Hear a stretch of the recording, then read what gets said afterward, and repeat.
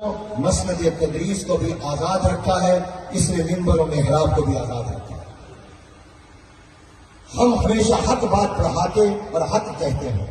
آئین جمع مرتا حق گوئی و بے باکی، اللہ کے شعروں کو آتی نہیں روباہی۔ ابھی 25,000 دیے نہیں ہیں، 25,000 دینے کا ارادہ ہو رہا ہے، اور اس پر جو فارم بھیجا جا رہا ہے وہ اقرار نامہ لیا جا رہا ہے امام مسجد سے۔ میں ذرا پڑھ کر سناتا ہوں، ابھی مجھے آدھا گھنٹہ پہلے ملا ہے۔ اقرار کرنا ہوگا جس کو 25,000 روپے دیے جائیں گے۔ نمبر 1، میں مسجد کے پلیٹ فارم سے کسی قسم کی مذہبی منافرت، فرقہ وارانہ یا اشتعال انگیز تقریر یا بیان نہیں کروں۔ یہ پہلی شرط ہو 25,000 روپے۔ گویا میں دعوے سے کہتا ہوں، مجھے خیر المدارس کی مسجد میں جمعہ پڑھاتے ہوئے 45 سال ہو گئے، 50 سال ہونے والے ہیں۔ طالب علمی میں نے پڑھانا شروع کر دیا تھا۔ آج تک کوئی ایک رپورٹ معمولی 2 لفظ کی نہیں ہے کہ میں نے کبھی فرقہ وارانہ تقریر کی۔ فرقہ وارانہ کیا ہے؟ اب اس کی بھی تشریح نہیں۔ میرے نزدیک وہ فرقہ وارانہ نہیں ہے، آپ کے نزدیک میں تحقیق بیان کر رہا ہوں۔ پہلی شرط۔ دوسری شرط، میں کسی بھی قسم کی حکومت پاکستان، ریاستی اداروں یا قومی قیادت کے خلاف تقریر یا بیان نہیں دوں گا۔ یہ دوسری شرط ہے۔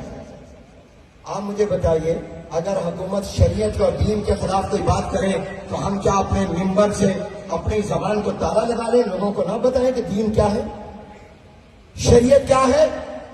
اور 25,000 روپے کی شرط لگائی جا رہی ہے کہ آپ اپنے منبر سے کوئی بات حکومت کے خلاف نہیں کریں گے۔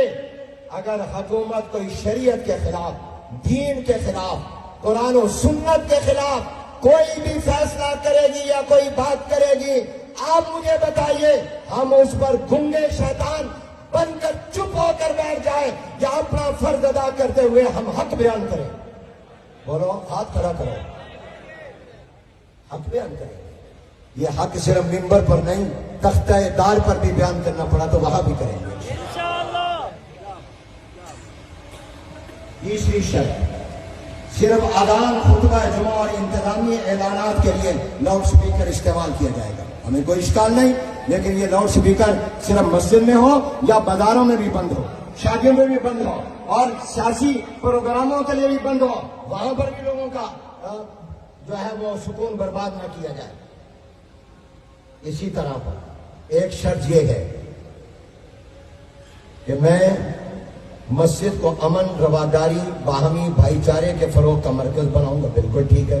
میں مسجد کے پلیٹ فارم سے کسی سیاسی سرگرمی یا جماعتی تشہیر میں حصہ نہیں لوں گا۔ مولانا، یہ براہ راست آپ سے مطالبہ، براہ راست آپ سے مطالبہ، تاکہ کوئی جمعیت کا، دینی جماعت کا آدمی وہ کوئی اپنی بات نہ کر سکے۔ کیا سیاست دین سے الگ ہے؟ بولو، بتاؤ، کیا سیاست دین سے الگ ہے؟ اور بھی شرطیں ہیں، وقت کم ہے، مولانا کا بیان ہونا ہے۔